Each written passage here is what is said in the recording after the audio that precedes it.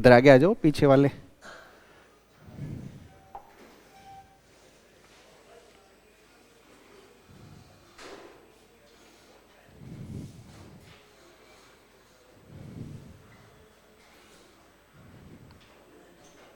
आवाज़ थोड़ी तेज कर देना, हल्के से।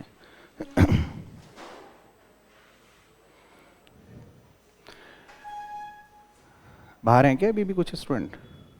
आ गए? करें शुरू?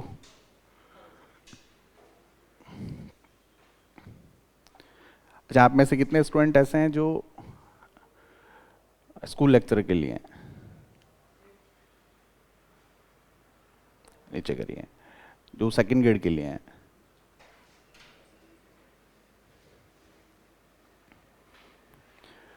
कितने स्टूडेंट ऐसे हैं जिन्होंने पहला एग्ज़ाम दे दिया है? जिस एग्ज़ाम के लिए वो बैठ रहे हैं उसका एग्ज़ाम दे दिया है? चलिए, क्योंकि ये वर्कशॉप है, वर्कशॉप का मतलब आम शब्दों में आप इसे समझ सकते हो, ये सेमिनार जिसको आप बोलते हैं। सेमिनार करने का उद्देश्य क्या होता है? इसमें एक दिन में, 2 दिन में, कई बार 3 दिन का वर्कशॉप होता है, कई बार 1 दिन का वर्कशॉप होता है। जिस एग्ज़ाम के लिए हम अपीयर हो रहे हैं या जिस एग्ज़ाम के लिए हम अपीयर होने वाले हैं, उस एग्ज़ाम की सामान्य समझ उस 1 दिन या 2 दिन के उस समय में हमको पता चले कि इस एग्ज़ाम के लिए जो 6-7 महीने बाद, 8 महीने बाद, नोटिफिकेशन आने के बाद, जितने समय के बाद अथॉरिटी उस एग्ज़ाम को कंडक्ट करने वाली है, उस एग्ज़ाम के लिए हमारी स्ट्रेटजी क्या हो, उस एग्ज़ाम के लिए हमारा स्टडी मटेरियल क्या हो, उस एग्ज़ाम के लिए हमारी अप्रोच क्या हो। 1 या 2 दिन का समय ये जो वर्कशॉप का होता है, ये उसके समझ के लिए होता है। इस 1 दिन की क्लास या 2 दिन की क्लास को मैं क्लास नहीं कहता, क्योंकि इसमें ना तो मैं आपको समझ सकता हूँ और ना आप मुझे समझ सकते हो। हर स्टूडेंट की समझने की, सोचने की, पढ़ने की, उसके स्टडी मटेरियल की, सबकी अपनी समझ होती है। एक ही क्लास में बैठने वाले सब स्टूडेंट की अप्रोच भी अलग होती है। हर स्टूडेंट की अपनी एक प्रकृति होती है जिसके अनुसार वो पढ़ता भी है। यदि किसी एक ही स्ट्रेटजी को सब पर थोप दिया जाए तो फिर हो सकता है रिजल्ट की संभावनाएं कम हो। और वैसे भी जब से पेंडेमिक सिचुएशन क्रिएट हुई है, तो एक तो होती है महामारी, एक होती है सर्वव्यापी महामारी। इंग्लिश में दोनों की वर्ड अलग है। अभी कल परसों ही किसी एग्ज़ाम में ये प्रश्न आया है, कल ही आया है, पीएचडी एंट्रेंस का एक एग्ज़ाम था, उसमें हिंदी में दोनों का मतलब उसने अलग डाला। एक का मतलब उसने डाला महामारी और एक का मतलब उसने डाला सर्वव्यापी महामारी। अब महामारी और सर्वव्यापी महामारी में फ़र्क क्या? हिंदी में दोनों का वर्ड थोड़ा सा डिफरेंट था, लेकिन इंग्लिश में थोड़ा सा देखते तो पता चलता हाँ भाई इसका मतलब ये चल रहा है। जैसे अभी जो कंडीशन है, इसको बार बार आपने सुना होगा, पेंडेमिक कंडीशन है, सुनने में आया। अब महामारी में और सर्वव्यापी महामारी में यही फर्क था। जिसने हिंदी के वर्ड को देखा शायद वो उस प्रश्न को सही नहीं कर पाए, लेकिन जिसने इंग्लिश के वर्ड को देखा शायद वो पेपर को अटेम्प्ट कर पाए। और वैसे भी दो इस ऑनलाइन डेवलप होने के बाद 12, 13, 15 साल के अनुभव के बाद मैंने भी कुछ चेंजेस देखे। पहले शिक्षा सादगी का, पहले शिक्षा मैच्योरिटी, परिपक्वता का, पहले शिक्षा धैर्य, पैशन का, इसका विषय हुआ करता था। आपने देखा होगा कि जर्नलिज्म भी एक ऐसा ही विषय था। पहले के पत्रकार, पहले जब आप समाचार सुनते होंगे तो समाचार सुनने में लगता था कि हाँ भाई वास्तव में कोई जानकारी देंगे और समाचार सुनने में मज़ा आता है, समाचार सुनने के लिए मिलते थे। और जब से ये ऑनलाइन स्ट्रेटजी क्रिएट हुई, शिक्षा में बदलाव सकारात्मकता के लिए होना चाहिए था, लेकिन शिक्षा में बदलाव की प्रकृति नकारात्मक की तरफ चली गई। आपने देखा होगा अब कि अब आप कितना अच्छा पढ़ सकते हैं और पढ़ा सकते हैं ये ज़रूरी नहीं रहा है। अब आप अपने को बेच सकते हो, आप विज्ञापन में कितना अच्छा छा सकते हो, आप कितना दूर तक पहुंच सकते हो, आप वो बहुत ज़रूरी हो गया है। अब प्लेटफॉर्म पर पढ़ाने वाला शिक्षक ऐसे लगता है कि फिर से एक बार इराक और अमेरिका में युद्ध की कंडीशन हो गई है, वो इस तरह से पढ़ाता है। जर्नलिज्म का पत्रकार भी इस तरह से पत्रकारिता कर रहा है कि लगता है कि भाई अब हो सकता है कि अमेरिका ने या किसी देश ने किसी और के ऊपर आक्रमण नहीं किया होगा, लेकिन पत्रकार उस कंडीशन को ऐसे बताता है कि भाई अब आक्रमण हो चुका है। तो पढ़ने के लिए दो चीज़ें, आगे 3-4 चीज़ों को लेकर हम इस क्लास को शुरू करेंगे, पर शुरू करने से पहले कौन सी बेसिक चीज़ें हैं जिनको ध्यान में रखना ज़रूरी है। जिस दिन नोटिफिकेशन आता है, नोटिफिकेशन आने के बाद से लेकर हम अपने एग्ज़ाम की तैयारी के हिसाब से बैठते हैं, और आधे से ज़्यादा स्टूडेंट जिस दिन नोटिफिकेशन आता है उस दिन से जब वो तैयारी के हिसाब से बैठता है, वो अपने स्टडी मटेरियल, अपने बुक्स भी खरीदता है। आपने भी हो सकता है सेमिनार या वर्कशॉप में आप आज आए हों, आपने भी अपनी अपनी कोई ना कोई बुक परचेज कर ली होगी। कितने लोगों ने कोई ना कोई बुक परचेज कर लिया आप में से? पढ़ने के लिए कोई ना कोई किताब खरीद ली है, ऐसे कितने लोग हैं? खरीद सबने ली है? हाथ भले ही नहीं खड़ा करें आप, खरीद ली है। अभी आरएएस प्रीलिम्स का पेपर हुआ जस्ट पहले, क्योंकि इस एग्जाम को लेने वाली अथॉरिटी भी आरपीएससी है, राजस्थान पब्लिक सर्विस कमीशन, ठीक है। और जिन दो एग्जामिनेशन के लिए ये वर्कशॉप है, इन दो को लेने वाली अथॉरिटी भी आरपीएससी है। तो कहने का मतलब अथॉरिटी के लेवल पर एक समानता है कि भाई आपका एग्जाम भी वही ले रही है। इससे ठीक पहले 2-3 पेपर और हुए, जिसमें एक पेपर एसीएफ का था, उसका रिजल्ट बाद में आया, उसमें भी जीएस का पेपर इन्वॉल्व था। उसके ठीक पहले 2-3 पेपर और हुए, फर्स्ट ग्रेड का पेपर भी लिया उसने पिछली बार, इससे पहले सेकंड ग्रेड का पेपर भी लिया उसने। लेकिन जीएस के पेपर की जो अप्रोच थी उसको आप नोटिस करोगे आप, तो समझ में आता है कि आप मार्केट से कोई भी बुक खरीद लो, उस बुक की अप्रोच आप जिस एग्ज़ाम की तैयारी कर रहे हैं उस एग्ज़ाम की अप्रोच से डिफरेंट है। तो आप यदि उसी अप्रोच आप उस एग्ज़ाम के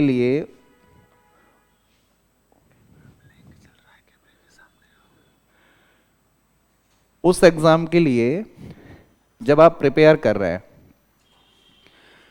तो फिर ऐसी कंडीशन में आपको पता होना चाहिए कि भाई आपका स्टडी मटेरियल किस तरह से हो, क्योंकि वो आपका बेसिक हथियार है।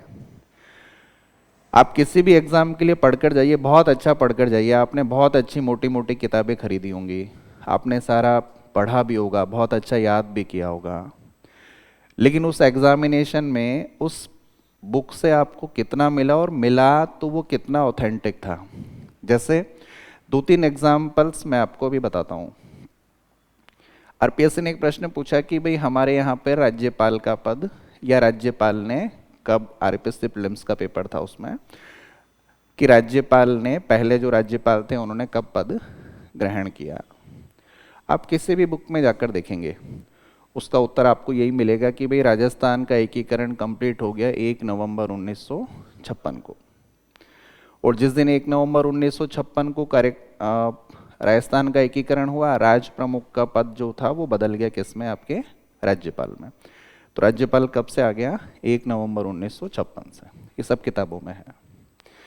लेकिन आप पर्टिकुलर राज्यपाल की वेबसाइट पे, गवर्नमेंट ऑफ राजस्थान की वेबसाइट पर जाकर देखेंगे, आपको पता चलेगा उसकी नियुक्ति कब। इसके ठीक पहले पेपर हुआ एक कॉलेज लेक्चरर का। उस कॉलेज लेक्चर के पेपर में भी 2-3 प्रश्न ऐसे थे जिनका उत्तर बुक्स से और जो आपका वास्तविक आंसर है उससे डिफरेंट है। जैसे कॉलेज लेक्चर का जो पेपर हुआ, उस पेपर में उसने आयोग के 2 स्टेटमेंट के ऊपर प्रश्न पूछा। उसने प्रश्न पूछा राज्य निर्वाचन आयोग पे। राज्य निर्वाचन आयोग पे उसने प्रश्न दिया और प्रश्न पूछा कि भाई 2 स्टेटमेंट दिए, एक स्टेटमेंट दिया, निम्न कथनों पर विचार करें। पहला कि राज्य निर्वाचन आयोग की स्थापना इतनी तारीख को हुई। उसमें तारीख दी हुई थी उसमें अपने यहाँ पर आयोग या जो 73rd अमेंडमेंट जिस दिन से एक्ट इन फोर्स हुआ 24 अप्रैल 1993 को, तो उसने कहा कि भाई 1994 दिसंबर 1994 से इसने शुरू किया। और दूसरा स्टेटमेंट उसने दिया कि राज्य निर्वाचन आयोग में एक सचिव होता है।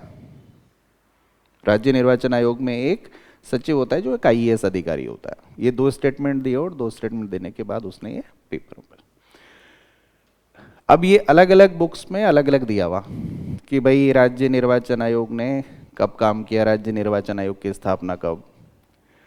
और यही प्रश्न उसने फिर से रिपीट किया, सेम दोनों statement as it is college lecture में उसने दिया। और जस्ट एग्जाम हुआ कौन सा आगे, RAS प्रीलिम्स का। उसने उसी एग्जाम में सेम वही क्वेश्चन वापस से क्या कर दिया, रिपीट कर दिया। लेकिन प्रश्न की समझ कैसी, क्योंकि पूरा प्रश्न जो है आपका स्टडी मटेरियल जितने भी हैं आपके, आप आयोग पर जाकर देखेंगे या किसी और चीज पर आप जाकर देखेंगे। राजस्थान पे उसने जैसे मुख्यमंत्रियों के क्रम पे प्रश्न दिया, कॉलेज लेक्चर में दिया, और कहीं दिया हुआ भी नहीं है। वो क्रम पे प्रश्न दिया कि निम्न में से राजस्थान के कौन से मुख्यमंत्री ऐसे रहे जो 3 या उससे अधिक बार मुख्यमंत्री बने हैं। अब उसने 4 ऑप्शन दे दिए, 4 ऑप्शन में से उसको छांटना था। इस बार प्रश्न दिया उसने कि राजस्थान के ऐसे मुख्यमंत्री जो लोकसभा सदस्य भी रहे। अब ये प्रश्न कहीं और नहीं है, ये प्रश्न आपको किसी बुक में भी नहीं मिलेंगे, ट्रेडिशनल पार्ट। ग्राम सेवक पे अभी एग्जाम हुआ वीडियो का, ग्राम सेवक के पद का नाम बदलकर ग्राम विकास अधिकारी कर दिया। और ग्राम विकास अधिकारी का संबंध जनरली स्थानीय निकायों से है। स्थानीय निकाय का मतलब हो गया पंचायती राज से जुड़ी हुई संस्थाएं। अब पंचायती राज से उसका सीधा संबंध, और पंचायती राज के चुनाव कुछ जगहों पर हो चुके हैं और कुछ जगहों पर अभी हो रहे हैं। उसने इतना सा पूछ लिया एग्जाम में सिर्फ, क्योंकि आपके चारों तरफ आपको वो सब नहीं पढ़ना जो बहुत मोटी मोटी किताबों में दिया हुआ है। आप जिस एग्जाम के लिए प्रिपेयर कर रहे हो उसके आसपास की आपकी समझ कैसी है, उस पर आपका कितना ध्यान है, अथॉरिटी ये डिमांड करती है। उसने इतना सा पूछ लिया कि भाई ग्राम विकास अधिकारी, ग्राम सेवक का जो पद नाम है ग्राम विकास अधिकारी, वो कौन से संशोधन के द्वारा ग्राम विकास अधिकारी कर दिया गया है। 88, 89, 90, 91 उसने 4 ऑप्शन देकर पूछ लिया। और पंचायती राज एकमात्र ऐसा टॉपिक, जिस टॉपिक को जिस तरीके से हमने पढ़ना शुरू किया वहां से वो प्रश्न दे ही नहीं रहा। अभी जैसे ग्राम सेवक में ही पूछ लिया उसने कि ग्राम सभा की डेफिनेशन बताइए। अब ग्राम सभा शब्द लिखकर और उसका स्ट्रक्चर और ऑर्गेनाइजेशन दिया हुआ है 243A या क में। एग्जैक्ट जो ग्राम सभा शब्द है वो दिया हुआ है 243 क। लेकिन जब आर्टिकल शुरू करते हैं तो 243 केवल एक आर्टिकल है जिसमें सिर्फ डेफिनेशंस हैं। उस आर्टिकल का शीर्षक का नाम ही क्या है? परिभाषाएं। और उसने एग्जाम में प्रश्न पूछा ग्राम सभा की परिभाषा कौन से आर्टिकल से रिलेटेड। अब ग्राम सभा का आर्टिकल अलग है, लेकिन ग्राम सभा का जो आर्टिकल है वो उसके स्ट्रक्चर से रिलेटेड है, उसके संगठन से रिलेटेड है, उसके संगठन के बारे में बता रहा है।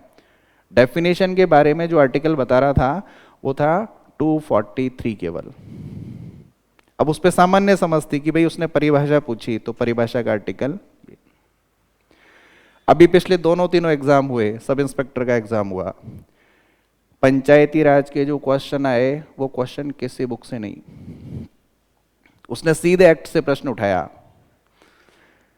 अब यदि आप 8-9 एक्ट देखकर नहीं जा रहे हैं, जो पंचायती राज संशोधन से रिलेटेड एक्ट हैं वो एक्ट आप देखकर नहीं जा रहे हैं, तो आप यकीन मानकर चलिए कि उसने 3-4 एग्जामिनेशन से आपको हिंट दे दिया है कि भाई हम पेपर में क्वेश्चन कहाँ से दे रहे हैं? एक्ट से दे रहे हैं। एक्ट का मतलब अब आपको पंचायती राज से जुड़े हुए वो 8 से 9 जो अमेंडमेंट हुए हैं, जो संशोधन हुए हैं, जो एक्ट लागू किए गए हैं, आपको वो पढ़ने पड़ेंगे। यदि उसने प्रश्न पूछ लिया कि भाई शांति समिति क्या है, तो अभी तक तो हमने सुना ही नहीं पंचायती राज में कोई शांति समिति भी होती है क्या। पैसा एक्ट पे उसने लगातार सेकंड ग्रेड में 3-4 बार से एक प्रश्न पूछ रहा है। वो राजस्थान पैसा एक्ट को करके वो पूछ ले कि भाई मामलों को निपटारा करने के लिए जो समिति बन रही है उस समिति में कौन कौन सदस्य होते हैं, महिलाओं के सदस्य संख्या कितनी होती है, उस शांति समिति का अध्यक्ष कौन है, पैसा के अंतर्गत कौन कौन से विषयों पर ग्राम सभा स्वतंत्र है निर्णय देने के लिए, ये कहीं और नहीं दिया हुआ, ये आपको सीधा सीधा कहाँ मिलेगा? उस एक्ट में मिलेगा। तो सिलेबस में आपके जितने टॉपिक्स हैं उन टॉपिक्स के लिए सबसे पहले ये ज़रूरी है भाई आपने अपना स्टडी में आपने अपना नियम बना लिया कि भाई मुझे एग्ज़ाम देना है और मुझे ये पढ़ना है। लेकिन पढ़ने के लिए करना क्या है फिर? तो कम से कम आपका स्टडी मटेरियल ऐसा हो जहाँ से प्रश्न आए, और स्टडी मटेरियल ऐसा हो जहाँ से जब आपत्ति मांगी जाए तो आप कम से कम उसकी फ़ोटोकॉपी खींच कर वहाँ भेजो। तो अथॉरिटी ये नहीं भेजे आपको उसके जवाब में कि आपने जो आपत्ति भेजी है वो मानक पुस्तकों में शामिल नहीं है। क्योंकि जहाँ से आपने पढ़ा, भले ही वो गलत पढ़ा हो, यदि आपने गलत भी पढ़ा है लेकिन ऑथेंटिक सोर्स से पढ़ा है, और यदि आप उसको आपत्ति के रूप में क्लेम करते हो तो अथॉरिटी को मानना पड़ेगा, क्योंकि उसी का स्टडी मटेरियल या उसी ने मानक पुस्तकों में उसको क्या किया है? शामिल किया है। तो सबसे ज़्यादा ज़रूरी हो गया है अब ये कि भाई आप जहाँ से पढ़ रहे हैं वो चीज़ कहाँ पे दी हुई और कौन सी दी हुई है। और ये सारा स्टडी मटेरियल जितना भी पेपर के अकॉर्डिंग आपके टॉपिक्स उसने बनाए हैं, ये सारे के सारे टॉपिक उसने अपनी वेबसाइट पे डाल रखे हैं। यदि आपको राज्य निर्वाचन आयोग पढ़ना है, राज्य निर्वाचन आयोग की साइट पे जाओ, वहाँ पे उसका इतिहास, परिचय, गठन, कार्य सारे दिए हुए मिल जाएंगे आपको।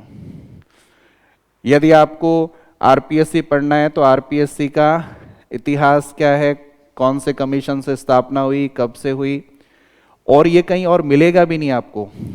वो यही पूछ ले निम्न में से कौन से आरपीएससी के ऐसे सदस्य रहे जो आगे चलकर यूपीएससी के भी सदस्य बने। कहाँ से ढूंढोगे? किसी बुक में नहीं मिलेगा। राजस्थान में जैसे महिला, अभी आपके मानवाधिकार आयोग है, सिलेबस में भी है आपके मानवाधिकार के ऐसे अध्यक्ष जिनका संबंध राजस्थान उच्च न्यायालय के बाहर किसी उच्च न्यायालय के न्यायाधीश से रहा है। तो केवल 2 ही न्यायाधीश ऐसे हैं जिनका संबंध राजस्थान उच्च न्यायालय से नहीं रहा है बल्कि दूसरे उच्च न्यायालय से रहा है। लेकिन ये आप किसी बुक में ढूंढ लें, ये आपको नहीं मिलेगा। कौन सी विधानसभाएं ऐसी है जिनके बाद आपातकाल लागू हुआ? कौन सी विधानसभा में सर्वाधिक मुख्यमंत्री रहे? कौन से मुख्यमंत्री विपक्ष के नेता? कौन से मुख्यमंत्री ऐसे रहे जो विपक्ष के नेता भी रहे और आपके इसके विधानसभा के उपाध्यक्ष या स्पीकर या डेप्यूटी स्पीकर भी रहे? कौन से विपक्ष के नेता ऐसे रहे जो स्पीकर भी रहे, डेप्यूटी स्पीकर भी रहे और विपक्ष के नेता रहे? तो ये आपको टेबल से छांटना पड़ेगा। और वो प्रश्न ये नहीं है कि उसने किसी गाइड ने लिख दिया है तो आपने उसको पढ़ा और उसको याद कर लिया, क्योंकि अथॉरिटी ने अपनी अप्रोच बदली है। और यदि उस अप्रोच के हिसाब से आप अपनी अप्रोच नहीं बदल रहे हो तो उसको एग्ज़ाम 2-3 साल बाद जब भी लेना है, कि मान लीजिए अभी लिया, फिर उसके बाद उसको जब भी कभी लेना है, वो अपना एग्ज़ाम ले रही है, लेकिन क्या आप उसके अनुसार उतने तैयार हो कि भाई उसने जिस पैटर्न पर प्रश्न पूछना शुरू कर दिया है उस प्रश्न पर आपने या उस पैटर्न पर आपने पढ़ना शुरू कर दिया है क्या? उसने प्रश्न एकदम डिफरेंट वे में पूछने शुरू किए हैं और इस तरह से शुरू किए हैं जो पॉलिटी पिछले 8-9 सालों से पढ़ा रहा है वो भी प्रश्न नहीं कर पा रहा है। इसका मतलब है कि पढ़ाने वाले की अप्रोच भी हो नहीं रही। ज्योग्राफी पढ़ाने वाला यदि वो क्वेश्चन नहीं कर पा रहा है, इसका मतलब है कि एग्जामिनेशन ने या पेपर अथॉरिटी ने अपनी अथॉरिटी बदली है, तो स्टूडेंट को उसके हिसाब से पढ़ना पड़ेगा, उसको अपनी अप्रोच बदलनी पड़ेगी। अभी उसने जैसे लेटेस्ट कॉलेज लेक्चर में पूछ लिया कि जब राजस्थान उच्च न्यायालय की स्थापना हुई उस समय हमारे यहाँ जो न्यायाधीश थे उसमें मिलान करने से पूछ लिया है, एक तरफ न्यायाधीश का नाम देकर और एक तरफ उनका किस जिले से संबंध था। मिलान करने में पूछ लिया निम्न में से कौन सा सही नहीं है। तो उसने जो 11 न्यायाधीश हमारे यहाँ पहली बार उच्च न्यायालय जब बना था, उस उच्च न्यायालय में जब 11 न्यायाधीशों की नियुक्ति हुई उस समय के न्यायाधीशों का पूछ लिया कि भाई किस न्यायाधीश का संबंध किस जिले के साथ है। अभी कहीं और नहीं मिलेगा, लेकिन आप राजस्थान उच्च न्यायालय की साइट पर जाकर देखोगे तो आपको वहाँ पता चलेगा कि उनके नाम भी दिए हुए हैं और उनके नाम के आगे वो किस जिले से संबंधित थे वो भी दिए हुए हैं। तो उसने, अब ये सब आपके सिलेबस का पार्ट है और ये सब गवर्नमेंट ने अपनी वेबसाइट पे बहुत अच्छे से दिया हुआ है। और सबसे अच्छा तरीका है इसको, जैसे लास्ट के 2-3 एग्जाम में मैंने अपने स्टूडेंट जितने कनेक्टिविटी में रहे, कुछ यहाँ से भी काफ़ी अच्छे रिजल्ट्स रहे, उसमें उनको ये 2-3 दिन की मेहनत ज़रूर थी, लेकिन उनको बताया और उसका फ़ायदा उनको इस बार मिला भी। आपके सिलेबस में जितने टॉपिक्स दिए हुए हैं जीएस के पेपर में या फिर आपके सब्जेक्ट में,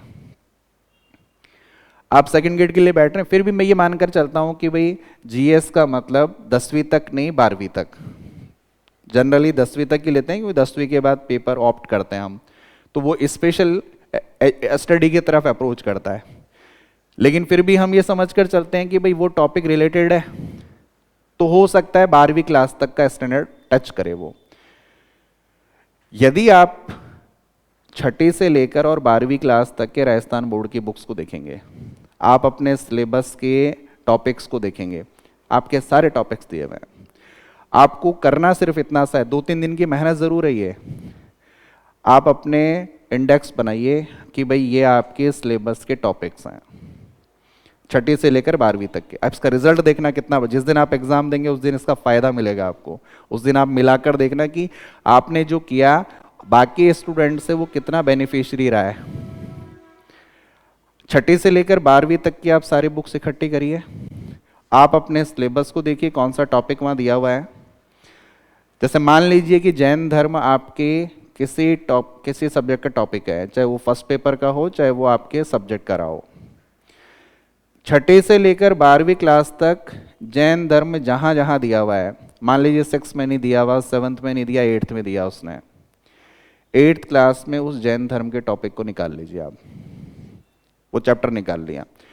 9th में मान लो नहीं दिया हुआ, 10th में फिर दिया हुआ है, 10th के उस जैन धर्म के उस टॉपिक को निकाल के 8th के नीचे अटैच करिए।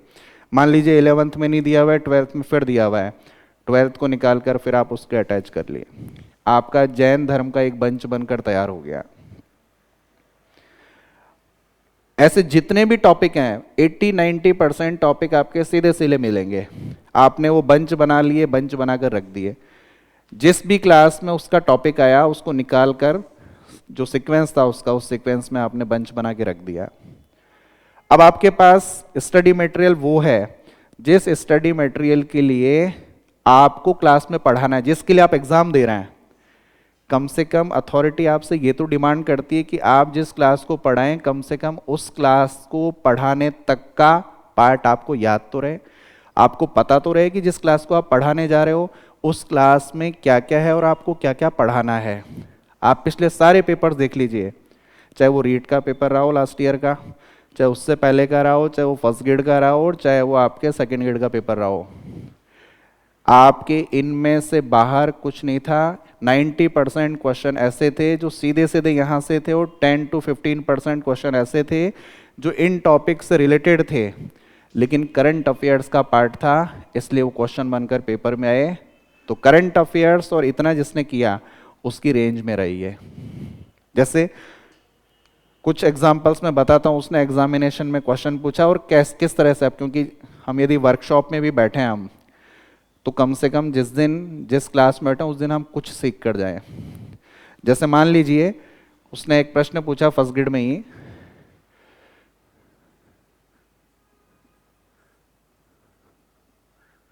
नीति आयोग है, ऑप्शन दिए हुए थे संवैधानिक,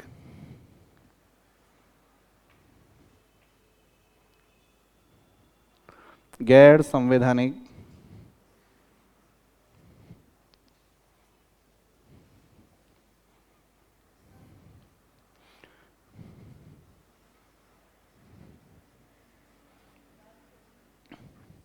कार्यपालिका के आदेश पर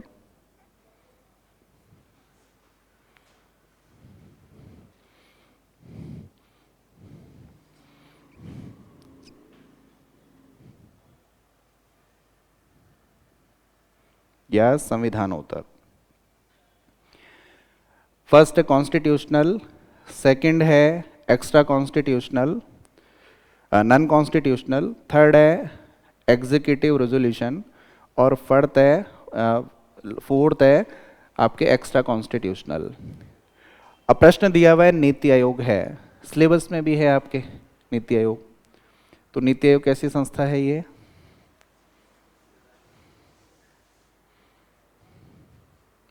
कैसा है? लास्ट वाला।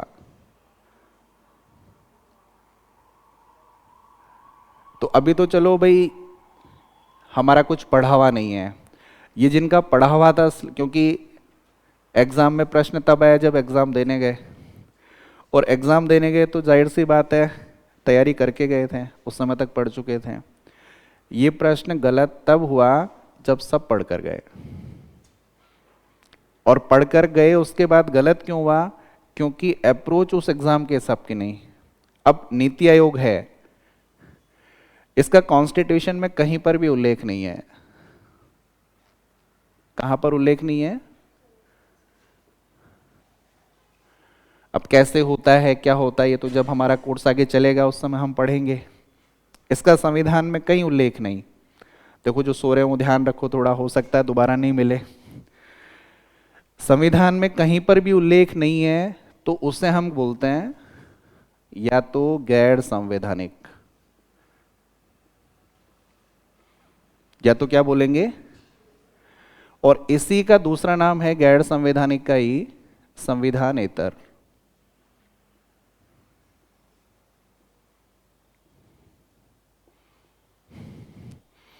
गैर संवैधानिक। अब इसमें क्या था देखो,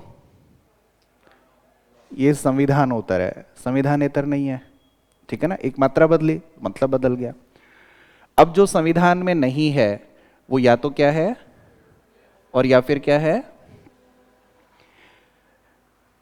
जनरली हम उसको बोलते, आम अभी तक हम समझते रहे कि जो संविधान में नहीं है वो है असंवैधानिक, जबकि असंवैधानिक अलग वर्ड है। असंवैधानिक का मतलब है जो संविधान के विरुद्ध है। क्या कोई विधि, कोई कानून, कोई पद संविधान के विरुद्ध हो सकता है क्या? नहीं हो सकता, क्योंकि कभी भी विधि ऐसी नहीं हो सकती जो संविधान के विरुद्ध हो। तो विधि के रूप में उसका अस्तित्व है, इसका मतलब है कि वो पद है, वो कोई ना कोई कानून है। तो जो भी संविधान में नहीं है लेकिन विधि के रूप में, वो कभी भी असंवैधानिक नहीं होगा। जनरली किसी भी प्रश्न का उत्तर असंवैधानिक नहीं होता है, क्योंकि कोई भी पद, कोई भी विधि, कोई आयोग कभी भी क्या नहीं होता, असंवैधानिक नहीं। अब जो संविधान में नहीं है उसको हमने क्या कहा, या तो गैर संवैधानिक, और इसी का दूसरा नाम क्या है, दोनों का मतलब एक ही है। तो प्रश्न में दो ऑप्शन आ जाएं तो वैसे ही आप डिनाई कर सकते हो, क्योंकि एक ही प्रश्न के दो उत्तर कभी भी नहीं हो सकते। इसका मतलब बचे हुए दो में से कोई एक होगा। लेकिन जो संविधान में नहीं है उसको हमने ये जरूर कहा, और उसमें एक ऑप्शन था, कौन सा? तो गैर संवैधानिक सबने टिक किया। लेकिन इन शब्दों के बारे में यदि पता नहीं है तो फिर प्रश्न का उत्तर अटेम्प्ट करने में थोड़ी सी समस्या है। अब जो संविधान में नहीं है वो क्या है? लेकिन गैर संवैधानिक के आगे बढ़कर भी यदि उत्तर मौजूद है तो जरूरी ये नहीं है कि भाई प्रश्न में उसने क्या पूछा है और हम उत्तर क्या जानते हैं। जरूरी है कि चारों ऑप्शन जो उसने दिए हैं उसमें सबसे नजदीक कौन सा उत्तर है, क्योंकि पेपर का उत्तर, प्रश्न का उत्तर कभी भी वो नहीं है जो हम पढ़ कर गए। उन चारों में से जो सबसे नजदीक है, जो सबसे आगे तक उसके पास अटैच हो रहा है, वो उसका आंसर है। अब उसने पेपर में ये अटेम्प्ट क्वेश्चन ऑप्शन दिया और इसके साथ साथ दूसरा ऑप्शन दिया कार्यपालिका के आदेश पर। अब गैर संवैधानिक का मतलब दो तरीके से हो गया कि एक तो वो किस में नहीं है, ये तो तय हो गया कि जो संविधान में नहीं है वो क्या है। अब गैर संवैधानिक है, इसका मतलब संवैधानिक विधि नहीं है, विधि के रूप में तो है, वो कोई ना कोई कानून किसी न किसी रूप में तो है। तो या तो उसका निर्माण किसने किया है,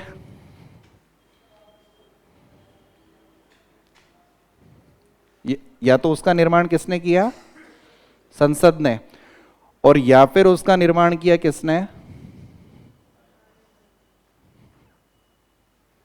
कार्यपालिका ने। अब कोई विधि ऐसी है जो संविधान में नहीं है, वो क्या हो गई। लेकिन गैर संवैधानिक विधि में विधि ऐसी है या तो जिसका निर्माण किसने किया, और या फिर जिसका निर्माण किया, जिसका निर्माण संसद ने किया उसको हमने कहा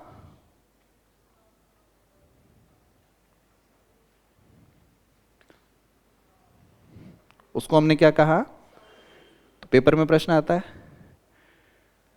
चार ऑप्शन आता है, उसमें एक ऑप्शन में कभी कभी क्या लिखा हुआ भी मिलता है।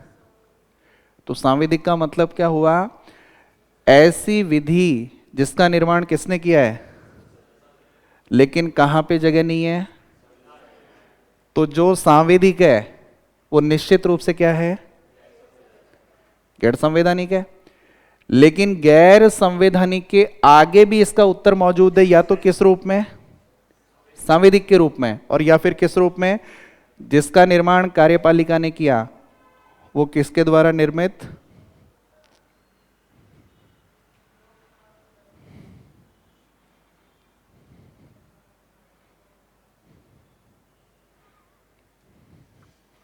कार्यपालिका के आदेश के द्वारा निर्मित। अब नीति आयोग संविधान में है क्या, तो जो संविधान में नहीं है वो क्या हुआ, लेकिन गैर संवैधानिक के आगे जाकर भी हमको उत्तर मिला कि भाई नीति आयोग का निर्माण किसने किया था। तो नीति आयोग के ऑप्शन का आंसर क्या हो गया। अब 99% स्टूडेंट ने ऑप्शन का आंसर किया ये, क्योंकि उनकी अप्रोच यहीं तक पहुंच सकी, जबकि इसके आगे भी प्रश्न का उत्तर मौजूद है हमारे पास, क्योंकि ज्यादा नजदीक कौन सा गया, ये वाला। तो पेपर का प्रश्न का पहला उत्तर क्या हुआ, यदि ये ऑप्शन में नहीं होता तब आप कौन सा आंसर करते, लेकिन इससे आगे बढ़कर भी आंसर मौजूद है, और वो कौन सा है। तो पहला आंसर क्या हो गया, कार्यपालिका के द्वारा निर्मित। ऐसे ही जैसे सांविधिक है, जनरली जैसे मान लो कोई आयोग हो गया, जैसे मानवाधिकार आयोग ही हो गया आपके। अब मानवाधिकार आयोग किस में नहीं है, संविधान में नहीं है। तो या तो वो क्या हो गया, और या फिर इसकी जगह वो शब्द देगा कौन सा, क्योंकि दोनों का मतलब एक ही है। लेकिन यदि उससे आगे बढ़कर भी वो यदि ऑप्शन दे दे कौन सा, तो मानवाधिकार आयोग का निर्माण किसने किया? संसद ने। जगह कहां पे नहीं मिली? तो जिसको जगह नहीं मिली संविधान में वो क्या हो गया? लेकिन गैर संवैधानिक के आगे चलकर भी क्योंकि उसका निर्माण किया है, इसलिए आंसर क्या हो गया? सामंतिक। जिसका निर्माण किसी एक्ट से किया जाए, अधिनियम से किया जाए, जैसे मानवाधिकार आयोग हो गया, सूचना आयोग, सूचना का अधिकार अधिनियम है, एक्ट बना ना, अधिनियम। तो जिसका निर्माण एक्ट के माध्यम से किया जाए, संसद के सदस्य अधिनियम के रूप में करें और उसको जगह कहां नहीं मिले, वो प्रत्येक गैर संवैधानिक है। लेकिन गैर संवैधानिक के आगे भी क्योंकि निर्माण किसने किया है, क्या हो जाएगा? नीति आयोग था। नीति आयोग की जगह पहले काम करता था योजना आयोग। प्रधानमंत्री ने कहा आज से योजना आयोग खत्म, नीति आयोग। लोकसभा से पास करवाया क्या? नहीं करवाया। राज्यसभा से पास करवाया क्या? नहीं करवाया। संसद में कोई चर्चा नहीं हुई है, प्रधानमंत्री ने कहा और राष्ट्रपति से साइन करवा लिया, संसद में पास नहीं हुआ। निर्माण कैसा हो गया? कार्यपालिका के आदेश पर। और जो कार्यपालिका के आदेश पर है, क्या वो विधि संविधान में जा सकती है क्या? तो निश्चित रूप से क्या होगी? गैर संवैधानिक होगी। तो ये छोटे छोटे प्रश्न। अब जैसे मान लो उसने सिंपल सा एक और प्रश्न पूछा, जैसे वो जनरली पूछ लेता है,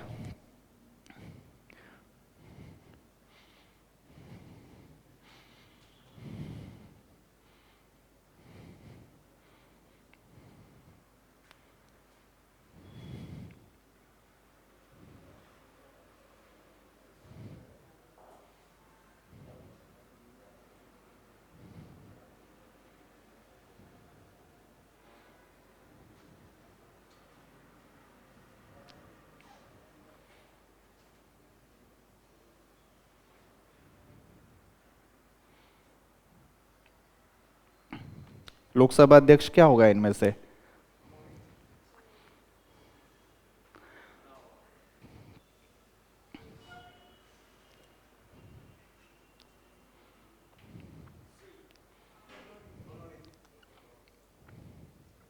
बताओ।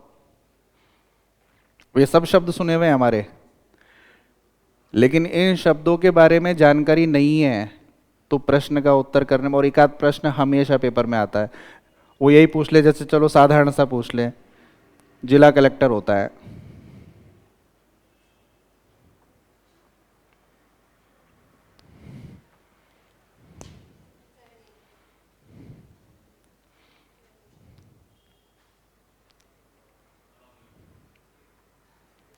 अभी भी हैं 4 ऑप्शन बच रहे हैं, अभी भी क्या होगा? अच्छा, आप सब लोग फर्स्ट ग्रेड या सेकंड ग्रेड के लिए परीक्षा दे रहे हैं, आप परीक्षा में पास हो जाओगे तो आप क्या हो? और स्कूल में अभी तक पोस्टिंग ही नहीं मिली है आपको, तो परीक्षा में पास होने के बाद वो क्या है? सेलेक्टेड है। लेकिन जब तक उसको पद नहीं मिला, जिम्मेदारी नहीं मिली, उत्तरदायित्व नहीं मिला है, अकाउंटेबिलिटी नहीं मिली है, तब तक केवल वो क्या है? वो किस रूप में चयनित है? और ये क्या है? एक पद है। पद पर क्या होती है? तो वो भारतीय प्रशासनिक सेवा के कार्मिक के रूप में क्या है? चयनित है। क्या प्रत्येक आईएएस कलेक्टर होता है क्या? नहीं होता है ना। कलेक्टर क्या हो गया? पद हो गया। पद हो गया तो जिम्मेदारी हुई। तो जब चयनित होने के बाद उसको प्राधिकार दे दिया जाता है, रेस्पॉन्सिबिलिटी, उत्तरदायित्व दे दिया जाता है, तब वो क्या है? ऐसे ही लोकसभा अध्यक्ष, लोकसभा अध्यक्ष के लिए जनरली जिस शब्द का यूज होता है वो कौन सा है? चुजन। ये 5-6 पोस्ट ऐसी है जिनके लिए शब्द यूज होता है चुजन। जनरली हम उसके लिए कौन सा शब्द यूज कर लेते हैं? नियुक्त। चुन वोटिंग के माध्यम से आता है, कई बार गलती से क्या कर लेते हैं? निर्वाचित। लेकिन एग्जैक्ट आंसर क्या है उसका? चुना हुआ है। जैसे स्थानीय निकायों के लिए चुनाव हुए अभी, वो पूछ ले आपसे कि नगर परिषद का सभापति होता है, और यही ऑप्शन दिए हुए हों, नगर निगम, नगर परिषद, नगर पालिकाएं बनी हुई है ना, तो नगर निगम का सभापति होता है चेयरमैन, तो नगर परिषद का सभापति या नगर पालिका का सभापति होता है।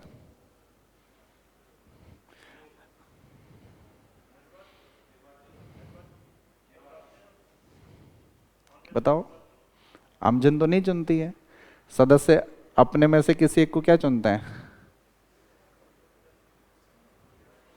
भाई? जनता तो सदस्य को चुनती है, जिला परिषद सदस्य को, पार्षद को, पार्षद अपने में से महापौर या मेयर को चुनते हैं, परिषद के और पालिका के सदस्य अपने में से एक अध्यक्ष और उपाध्यक्ष को चुनते हैं। तो उसके लिए कौन सा शब्द यूज होता है? अब भले ही चाहे निर्वाचन हुआ हो उसका सदस्य के रूप में, लेकिन इनके अध्यक्ष और उपाध्यक्ष के लिए कौन सा पद यूज होता है? चुना हुआ। विधानसभा अध्यक्ष, उपाध्यक्ष, विधान परिषद का सभापति, उपसभापति, लोकसभा का अध्यक्ष, उपाध्यक्ष, राज्यसभा का उपसभापति, और जितने भी स्थानीय निकायों के इस तरह से चुने हुए सदस्य होते हैं, इनके लिए कौन सा शब्द है? चुना हुआ होता है। तो शब्दों के बारे में समझ बहुत जरूरी है। पॉलिटी में शब्द बदला और प्रश्न का उत्तर भी क्या हो जाता है? बदल जाता है। अब जैसे मान लो एक कुछ सामान्य से शब्द, जैसे उसने प्रश्न पूछा, जैसे कल उसमें एंट्रेंस में ही पूछा उसने, प्रश्न था विशेष बहुमत होता है।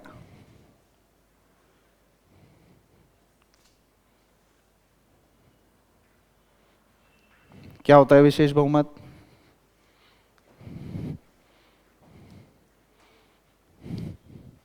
ऑप्शन दूं क्या?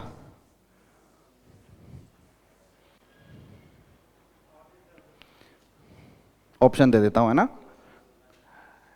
ऑप्शन दे देता हूं तो 4 में से एक छांटना पड़ेगा।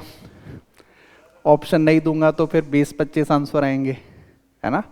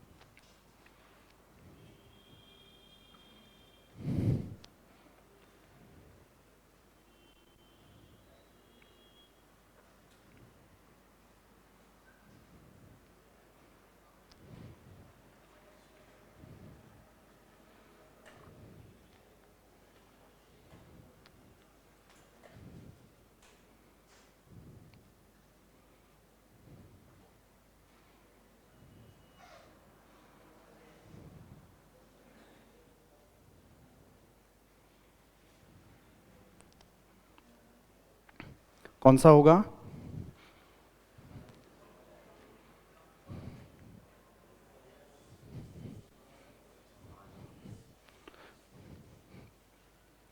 अब देखो,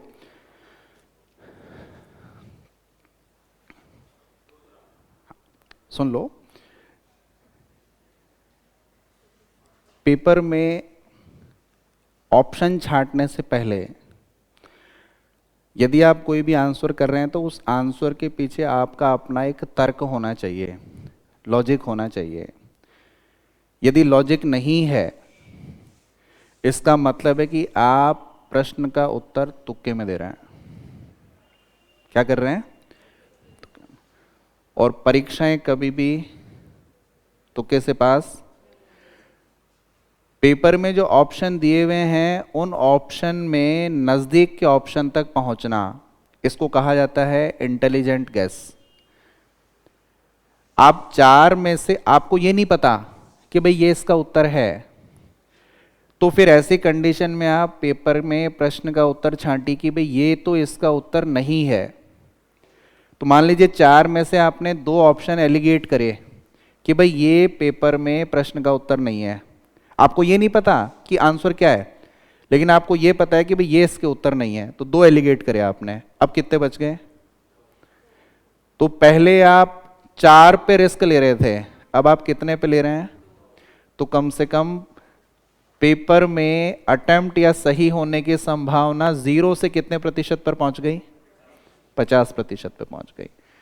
तो पेपर में कई बार ऐसा होता है, और आपने देखा होगा कई बार, तो कई बार क्या अधिकतर, आप एग्जामिनेशन हॉल के जैसे बाहर निकलते हैं वैसे ही पेपर में आप प्रश्न देखते हैं और कहते हैं ये मेरा गलत हो गया, जबकि निकलने के बाद अभी आपने कहीं से आंसर की कुछ क्वेश्चन नहीं मिलवाया है, आपने किसी से डिस्कशन नहीं किया है, लेकिन जैसे ही आप खुद बाहर निकले अकेले, वैसे ही 3-4 क्वेश्चन आप खुद गलत मान लेते हैं कि ये मेरा क्वेश्चन मैंने क्या कर दिया है।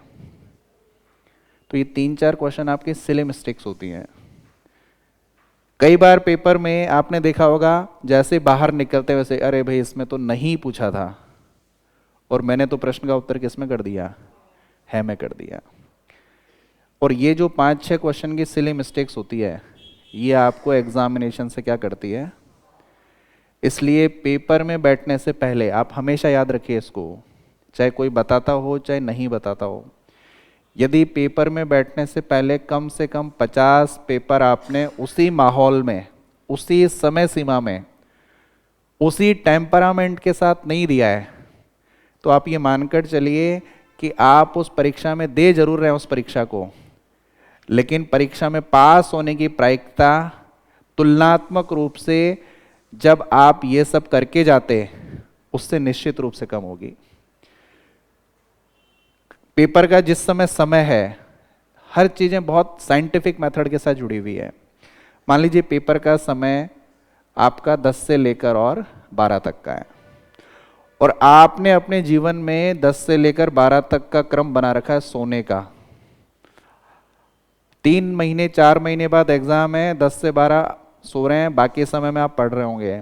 आप तय मानकर चलिए 10 से 12 जिस दिन एग्जाम में बैठेंगे उस दिन आपके दिमाग की जो क्रियाशीलता होगी वो कैसी होगी? सोने की होगी। तो हर छोटी छोटी चीजें जो होती है वो इस एग्जाम में सक्सेस होने के लिए आपको बैलेंस करनी होती है। पेपर में 50 से 60 क्वेश्चन, एक छोटा सा एग्जांपल देता हूं। इससे पहले का स्कूल लेक्चर का एग्जाम था, सेकंड रैंक स्टूडेंट था कुचामन सिटी का। मैंने उसको बहुत अच्छी तैयारी उसकी, लेकिन उसके उत्तर में और प्रश्न का जो उत्तर हो रहा था उसमें थोड़ा थोड़ा डिफरेंस आता हर बार। और जैसे ही उस पर वो सोचता, वो खुद कहता हाँ सर ये इसके जस्ट आगे और सोचता तो इसका आंसर तो यही है। तो उसके आंसर में और अथॉरिटी के आंसर में थोड़ा थोड़ा डिफरेंट आ रहा।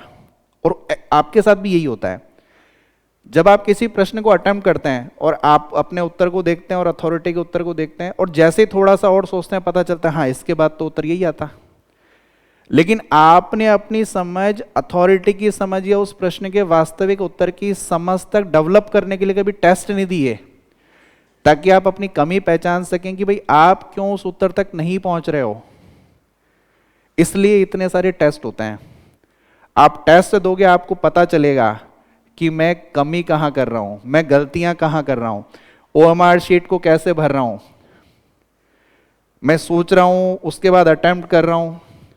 तो आपको वो अपनी सारी कमियां नजर आएगी, और उसके बाद आप खुद देखेंगे कि आपने टेस्ट देने के बाद अपनी जो कमियों को दूर किया।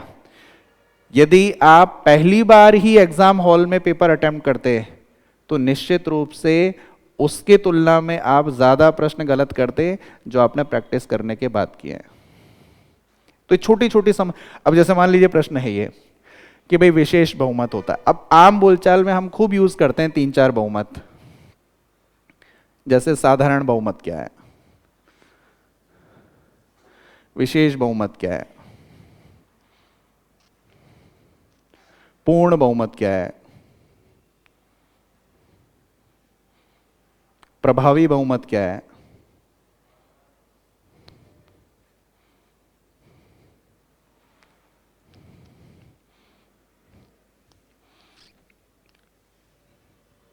आधे राज्य किसमें भाग ले रहे हैं?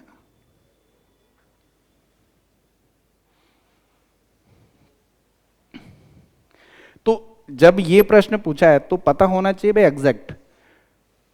ऐसा नहीं है कि भाई हाँ ठीक है थोड़ा बहुत पढ़कर जाए। अब क्योंकि पेपर में प्रश्न की समझ यदि पूरी नहीं है तो प्रश्न दोबारा मौका आपको हो सकता है 2-3 साल के बाद ही मिले एग्जाम देने का। तो विशेष बहुमत का मतलब इनमें से क्या हुआ? तो ये सब अलग अलग लैंग्वेज में उसके पार्ट हैं। लेकिन जब भी विशेष बहुमत निकालते हैं, विशेष बहुमत की पहली कंडीशन होती है, सबसे पहले हम क्या निकालते हैं? सबसे पहले जैसे मान लो इस क्लास की स्ट्रेंथ कितनी है? कितनी है? मान लो 100। हाइपोथेटिकल माना इस क्लास की सदस्य संख्या या स्ट्रेंथ 100 है। तो इस क्लास का विशेष बहुमत, न्यूनतम विशेष बहुमत कितना होगा? वो सिंपल सा ही पूछ लेता है, राज्यसभा का विशेष बहुमत, न्यूनतम विशेष बहुमत क्या होगा? लोकसभा का न्यूनतम विशेष बहुमत क्या होगा? अब उसने, चलो मैंने पूछ लिया कि इस क्लास की स्ट्रेंथ 100 है, इस क्लास का न्यूनतम विशेष बहुमत क्या होगा?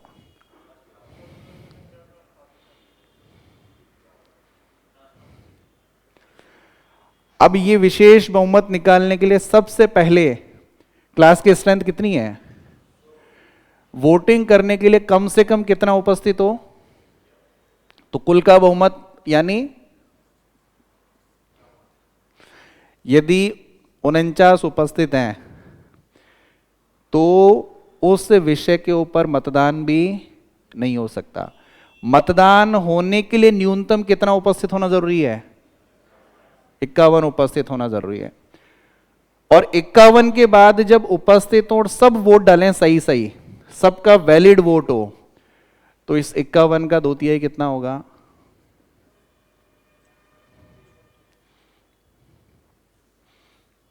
कितना हुआ? 34।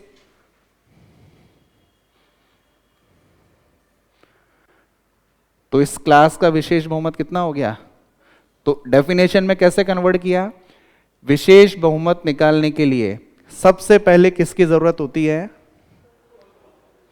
ये उपस्थित नहीं है, आप वोटिंग नहीं करा सकते। अब आप सिंपल सा टिक कर दें, कुल सदस्यों का 50% प्लस 1। हमारे यहां सरकार जब बनती है तो फेवर में कितने सदस्य होने चाहिए? कितने होने चाहिए? हम कहते हैं ना पूर्ण बहुमत की सरकार है। तो जब एक ही पार्टी के इतने सदस्य हो जाए, मान लीजिए राजस्थान में सदस्य संख्या 200 विधानसभा की, पूर्ण बहुमत के लिए कितनी सदस्य संख्या? 101। तो कुल सदस्य संख्या का कितना हुआ? 50% प्लस विशेष बहुमत हुआ, पूर्ण बहुमत हुआ? विशेष बहुमत हुआ या पूर्ण? पूर्ण बहुमत। कुल सदस्य संख्या का 3/4 होता ही नहीं है हमारे यहां। कुल सदस्य संख्या का 2/3, कुल सदस्य संख्या का 2/3 केवल 2 जगह यूज होता है। 2 जगह भी नहीं, 1 जगह यूज होता है, और वो है राष्ट्रपति को हटाने की महाभियोग की प्रक्रिया। पूरे संविधान में, पूरे भारत में दूसरा कोई विषय ही नहीं है जहां पर क्या यूज होता हो? कुल सदस्य संख्या का 2/3। चौथा है मतदान करने वालों का 2/3। लेकिन मतदान से पहले कितने उपस्थित हो, और मतदान वैध भी हो रहा है कि नहीं हो रहा, इसलिए गलत हो गया। चौथी कंडीशन है सबसे पहले कितना उपस्थित हो? कुल का बहुमत। यदि कुल का बहुमत उपस्थित नहीं है, आगे वोटिंग नहीं होती है विशेष बहुमत में, तो सबसे पहले कुल का बहुमत उपस्थित। उसके बाद जब वोट डाला तो वोट डालने वाले सही वोट कितने हों? 2/3। तो दोनों कंडीशन जब मिलती है तब जाकर के कौन सा बहुमत निकलता है? विशेष बहुमत निकलता है। तो ये सामान्य सी चीजें हैं। पेपर में प्रश्न बहुत दूर से नहीं आ रहा है, पेपर में प्रश्न आपके आसपास से आ रहा है, आपके बहुत नज़दीक से आ रहा है। करंट अफेयर्स पर बहुत पैनी नज़र रखकर चलिए। करंट अफेयर्स को बहुत समझ के साथ तैयार करिए और अपने जो ट्रेडिशनल पार्ट है आपका सिलेबस का, उसके साथ उसको अटैच करिए। प्रश्न का उत्तर आपको हमेशा मिलेगा। और पढ़ने के लिए पैशन, धैर्य, परिपक्वता, 3-4 चीज़ें मजबूत करिए। मन को बहुत शांत रखिए। प्लेटफॉर्म पर हो हल्ला करना और हो हल्ला सुनना, शिक्षण और शिक्षा दोनों का उद्देश्य नहीं है। जितना ज़्यादा धैर्य रखेंगे, जितना ज़्यादा खुद को शांत रखेंगे, मन को शांत रखेंगे, उतना ज़्यादा सीख पाएंगे, उतना ज़्यादा समझ पाएंगे। देखा आपने? देखा है कि नहीं देखा? जो जितना अच्छा समझ रखता है वो उतना ज़्यादा शालीन होता है, सादगी वाला होता है। वैसा बनना पड़ेगा। जितना ज़्यादा मन को शांत रखेंगे, दूसरे और 2-3-5 विकारों को पास में नहीं आने देंगे। पता चल रहा है साहब मोबाइल का विकार पास में चल रहा है, 5-6 महीना 7 महीना छोड़ दीजिए उसको, फ़ोन को, कहीं नहीं जाएगा वो। जो आपका नज़दीकी है वो 6-7 महीने के बाद भी खुशी से आपके साथ मिलेगा कि वाह भाई मिठाई खिलाओ, सिलेक्शन हो गया है। और नहीं तो 5-6-7 महीने के बाद वो आपको वैसे ही मिलेगा जहाँ से छोड़ कर गए थे। ठीक है ना? तो जितने भी डिस्ट्रैक्ट करने वाली चीज़ें हैं आपको, मोबाइल फ़ोन हो गया, मोबाइल फ़ोन को आप यूज़ करिए। अभी बताया इतने सारे एग्जाम्पल। हर डिपार्टमेंट के सेल को डाला गूगल पर, देखा अच्छा मानवाधिकार आयोग ये है, वास्तव अच्छा है सर, आज तक पढ़ा ही नहीं था कभी ये। लेकिन हमारा समय फेसबुक पे, व्हाट्सएप पे और बहुत सारी चीज़ों पे जा रहा है। सक्सेस के लिए एक बार जीवन में खुद को भी खोना पड़ता है। आप खुद को खो करके देखेंगे, आपको रिजल्ट बहुत जल्दी निकलता हुआ मिलेगा। ठीक है? तो मैं अपनी बात को यहीं पूरा करता हूँ। बाकी जब हमारी क्लासेस चलेंगी उस समय हम इसको डिस्कस करेंगे। ठीक है?